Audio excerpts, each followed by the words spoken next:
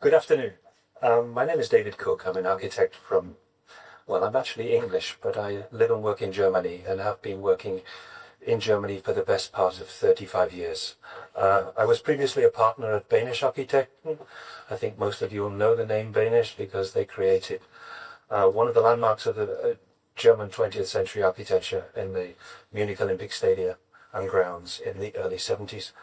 I left Banish 12 years ago and set up a new practice, Haascookzemmrich Studio 2050, based in Stuttgart. We now have an international office with approximately 40 staff, one of whom is with us today, and that's my colleague here, Ilhan, who is local, who studied here locally and has been working together with myself for the best part of 3 years.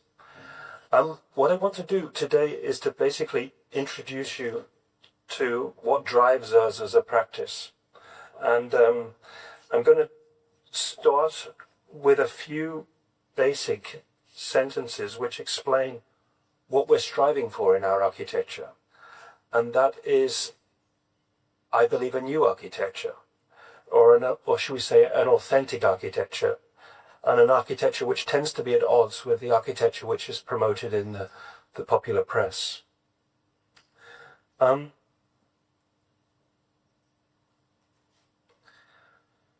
This is an image which we use time and time again when introducing any of our projects.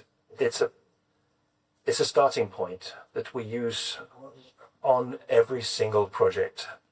And it describes our approach to our architecture. I'm not forcing this approach upon anybody else, but it basically says that we look to work with nature rather than against it. And when we find that nature cannot provide what we are looking for, then and only then do we tend to look for a degree of technology which can support us in creating a space. Yeah.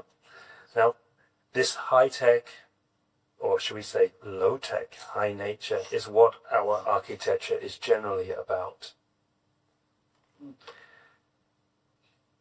I will read this because it helps for the translation, yeah? But I will then go quickly through the rest of the presentation, and the slogans at the bottom of each and every slide basically tell a story, yeah? Which hopefully all comes together in the final 3 slides. The current debate about a responsible quality of life illustrates a fundamental shift in our society that goes beyond the issues of environmental protection and also the climate crisis. Unfortunately, in Germany, the operation of the building still continues to take center stage. This is too simple and misses the point. The result is that sustainability is often reduced to discussions related to efficient system technologies. Instead of highly complex technical systems that are often very costly to purchase and then costly to fabricate, coordinate and maintain, we should rather think about the intelligent use of carefully selected materials and endeavour to develop an architecture which avoids the need for the application of the technical solutions in the first instance. In this context, it is essential that we consider the city as a largely untapped resource where the existing built environment is to be reused and rejuvenated rather than replaced.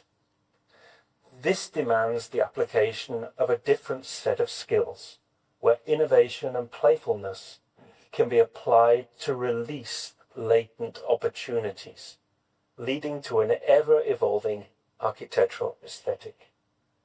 Such an aesthetic both challenges the status quo and provokes society to view the city very differently.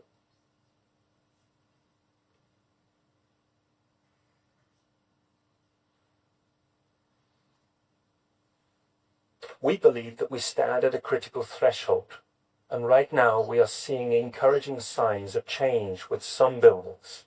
But for these projects to become widespread rather than the exception, then a change in mindset is essential, For these projects demand both enlightened clients and adequate time for discourse with the regulatory bodies. Yet time is not easily afforded, as it is this which is at odds with the constant acceleration demanded by contemporary society. We, as architects, are therefore charged with recognizing and demonstrating the real benefits of planning, constructing, and operating sustainable buildings. This demands we speak the truth, avoid the pitfalls of greenwashing, and trust that carbon taxation will be applied in a thorough and hopefully thoughtful manner. What we cannot do is we cannot go back to a kind of a purely natural way of living. This is not applicable for the world population as it continues to grow. Instead, we should look at how we can apply efficiency and also get maximum effect. This has nothing to do with comfort, but it has a great deal to do with utilizing an old vehicle or an old platform until it literally is falling apart. Maximum effect, maximum efficiency, reuse until something literally falls apart. What does this mean in terms of buildings? What do we wish to achieve? Well, ultimately, it's an effective way of building, where we use what nature provides, where we consider ourselves as part of a system dominated by nature, where the person at the center is inherently rugged. This person can deal with temperature and humidity fluctuations. This person is alive within the space. An example of this was the Alnatura building, which was completed some 10 years ago, or 8 years ago, in the city of Darmstadt, central Germany. This is one of Europe's largest applications of round earth technology. Unfortunately, we had a client who was on the same track from day one. Alnatura is a company which produces and sells foodstuffs, but natural food products. The client wished to find an architecture or to develop an architecture which expressed his key values. This led to a rather atypical building form. It's nothing other than a large shed, but a large shed which is developed in an intelligent manner, and a large shed which optimizes the use of daylight, natural daylight, flooding the interior space. A large shed which offers 500 workspaces within a single room, which is again rather atypical. Within the single room, obviously, you promote communication between the workforce. The interesting thing is that the building tries to strip things down to the basics. That means there are no raised floors, there are no drop ceilings. Instead, you get what you see. The spaces are generous. Any heat buildups are basically dealt with by the fact that the heat can warmer air is high level. That's within the individual space, and then is allowed to dissipate through the large roof vents. As I pointed out, the building is constructed of round earth. The products, or should we say the raw materials for the round earth, were sourced locally as well. They were sourced in Stuttgart with the excavations for the new tunneling system for the railway station. Yeah. That gave the round earth its inherent color. The round earth elements were fabricated on site. We made use of what we found. We had the existing sheds which belonged to the, shall we say, the barracks, the army barracks, which was previously on site. Instead of demolishing the sheds at the outset of the project, we demanded that the client kept the sheds as long as possible. And then the manufacturing streets for the round earth elements was housed within the shed for a period of about 6 months. The next image shows how the building is basically constructed. I think next time around we would try to avoid the use of the concrete slabs and instead would probably go for a timber construction. The aim with all of these projects, of course, is not only to be using natural materials in as responsible manner as possible and to reduce the CO2 footprint of the building during its construction and also its subsequent use. But the goal is also to ensure that that building is used fully, used extensively, that that building is cherished by its owners, and that building is loved by its users. Only then can we say that the building was actually worth building in the first place. We believe that we must source materials through other than the traditional means. That means exploiting the Anthropocene. That means only using natural materials when we cannot reuse what is already there. In that context, we see, as I said before, the city as an untapped resource, where existing buildings should not be referred to as grey, should we say, energy stores, but instead the source of golden energy. These buildings are everywhere. Buildings which are standing there offering massive potential, or should we say latent potential, that literally needs to be awakened. One of these such projects was in Stuttgart some 8 years ago.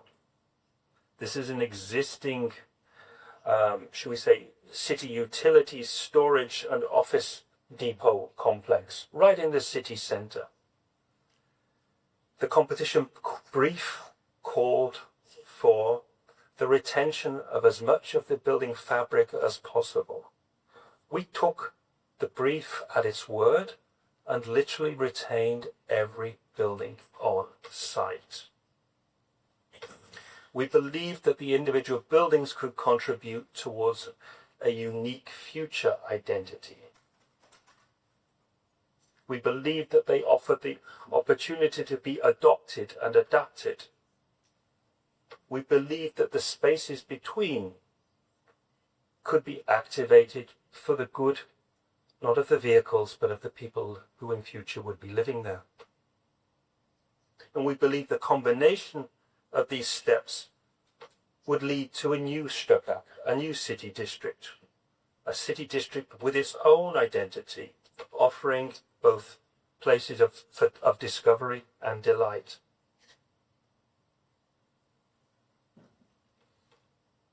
It's easy to talk about these things, but it's quite difficult to practice them. Yeah. You see many projects of this scale depicted in a cartoon-like manner. But actually getting your hands dirty and practicing what you preach proves a little bit more difficult. Yeah. We question why we are all so slow in adopting urban mining when it comes to our fundamental endeavors, which are building buildings. Maybe in this country it's a little different, but certainly back home in Germany, there is an inbuilt reluctance to go urban mining. This is one project in Stuttgart where we have literally done the mining ourselves, where we literally produce a database by mapping the building ourselves and checking the potential for reuse of each and every one of the elements within that building. This is an international building exhibition project for 2027. Unfortunately, it will not be realized by the end of 2027 because of an inherent reluctance by the local community or the local authorities to actually stick to their guns and actually go ahead with the project. Here we combine innovation with reuse of materials with the innovative use of simple materials such as rammed earth, such as timber, to create something which has its own aesthetic, an aesthetic which leans on the existing but is not afraid to express itself rather differently. This is a question which we ask ourselves the whole time. What impact does this have on the design process, and what kind of design aesthetic does it lead to? Gillan's project in Stuttgart, yeah? Directly opposite the brand new railway station, which will open in 2 years from Christoph Ingenhofen, which has been under construction for the last 20 years, and which will also contribute towards a transformed public opinion of the city of Stuttgart. It will literally drag Stuttgart into the 22nd century, let alone the 21st century. Directly opposite is a 5-story building, a rather nondescript building standing at the head of the main commercial street. The competition asked for its transformation. The competition was deliberately open. We believed it was possible to transform without demolishing a large percentage of the building. So, existing building.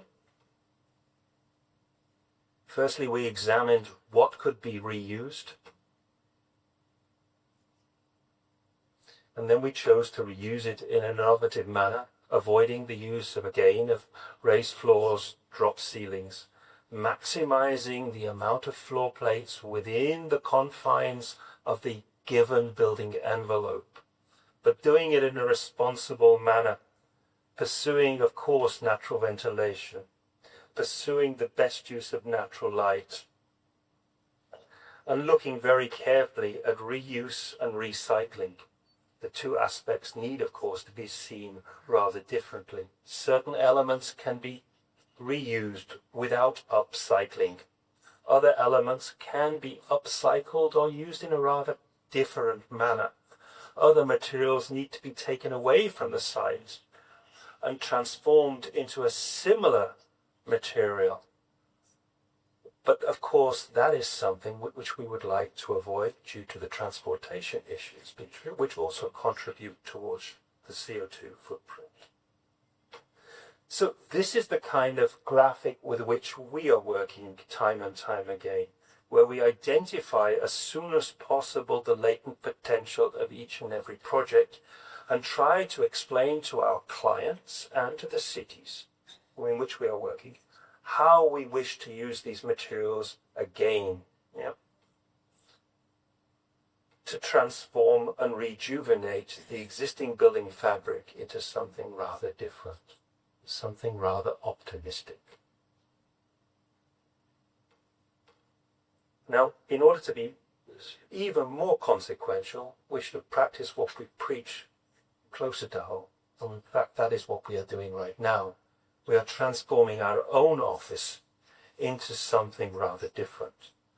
Our own office, a rather nondescript building from the early 1970s, with at first very little potential.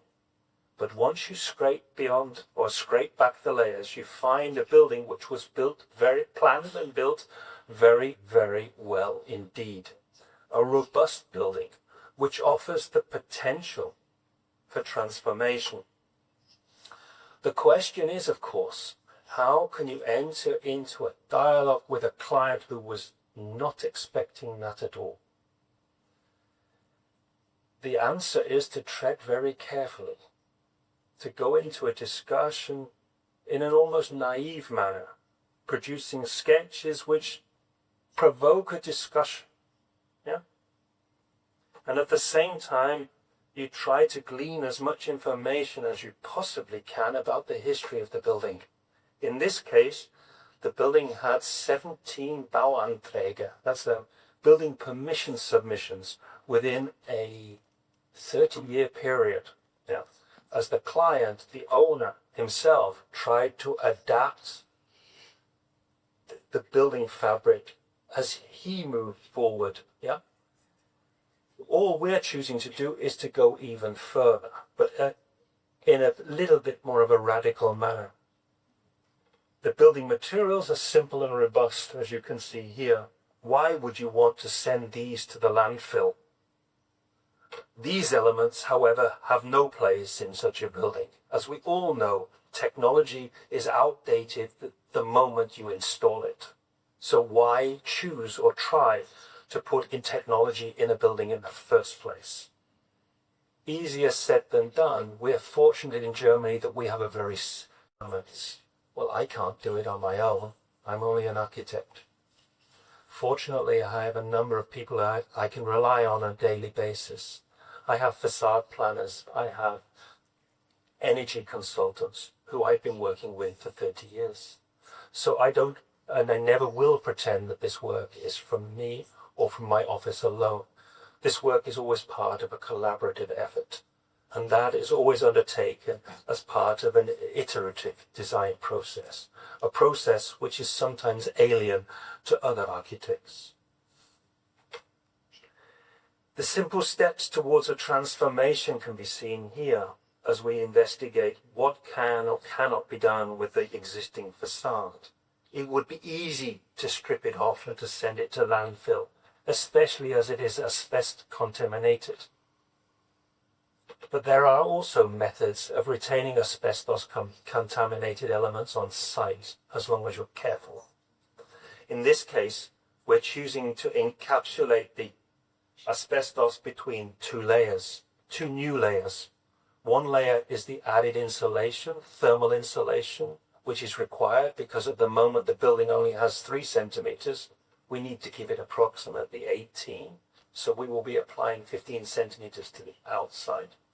And to the inside, we will be applying simple clay plates, which also, as you know, have massive impact upon the indoor thermal comfort levels. Simple transformation. This is there's literally no change in the external aesthetic of the building. On the right hand side, what you can see left and right of the columns, left and right, elements introduced into the facade which provide us with a secure means of natural ventilation in the evening, and also of flushing the thermal mass which is exposed by, again, avoiding the use of raised floors and suspended ceilings. That leads to a certain aesthetic. Yeah. Also, elements such as fire requirements lead or contribute towards the aesthetic. In this case, French balconies provide a beautiful way of opening up the interior spaces, but also signal in a subtle manner to the fire department where or when they can erect their ladders in the case of an emergency. Inside, the transformation is complete. Drop ceilings avoided, clay panels applied to the rear of the facade and also to the parts of the ceilings. Where technology, then it is exposed so that it can be easily reached, adapted, or if necessary, replaced. Externally, the transformation is also rather subtle.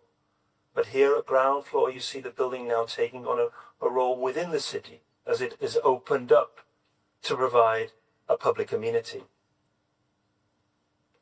Inside, the existing materials are retained.